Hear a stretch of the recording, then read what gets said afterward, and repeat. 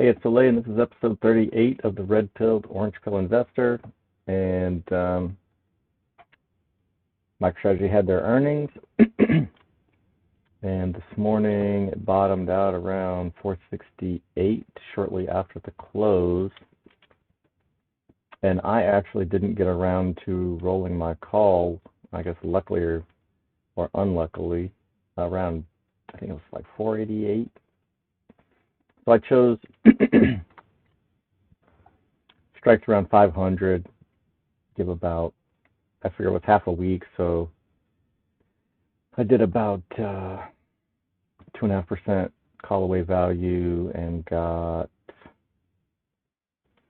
think, about 1% premium for half a week, which wasn't bad.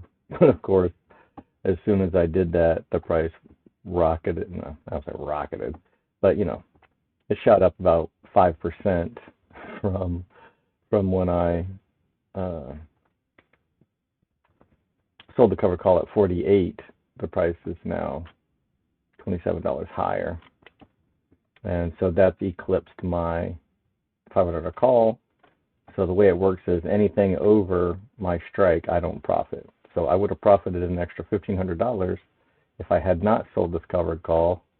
So why the hell are we selling covered calls? Well, you don't know what's going to happen until it happens. So the point is actually sacrificing this upside in order to get guaranteed premium. So no matter what happens to the stock, whether the stock goes to 600 or drops to 400, I got paid $575, and that is guaranteed. Gets added to your buying power, and that's the end of that. You can do whatever you want with it.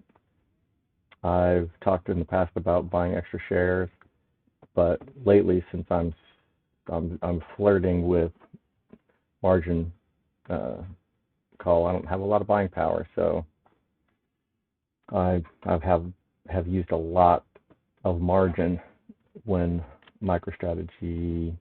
I had a decent cushion, but MicroStrategy is really dropped by like a third.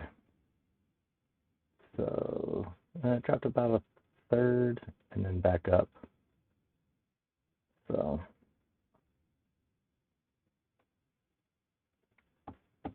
it's nice to have that heading in the other direction again. No guarantees that it'll stay there, but the 1-year chart looks good. 5-year, this all looks pretty good.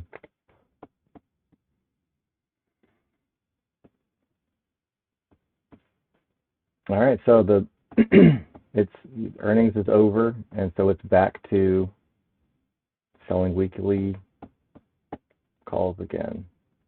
So if this finishes around 515 for the week, I'll probably will have to roll it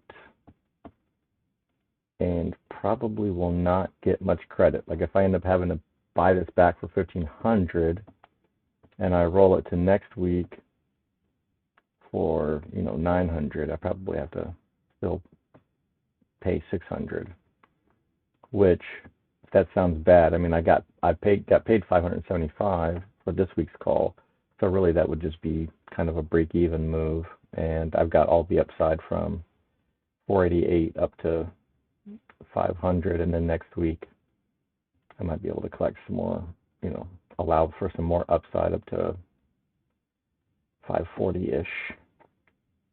Probably be, if it stays 515, I'll probably be targeting something around 540 for February 16th.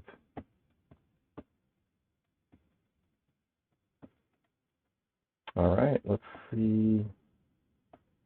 I got to look and see who has the next earning calls. I got to pay more attention to that one because MicroStrategy actually snuck up on me. The only reason I even was reminded is I think I saw a Michael Saylor tweet.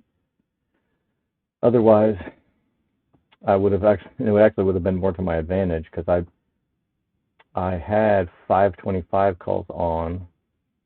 And if I still had those 525 calls on, it would have been slightly more advantageous than having these 500 strike calls that I put back on after MicroStrategy dipped a bit. But no big deal in the short term either way. This is a long-term strategy.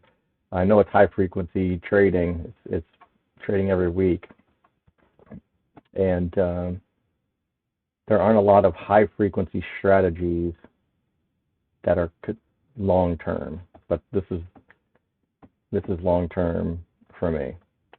So it's not just I want to see and I'm going to try to predict what the price will be this week. I'm going to do it this week, next week, the week after, the week after that, the week after that, for forever.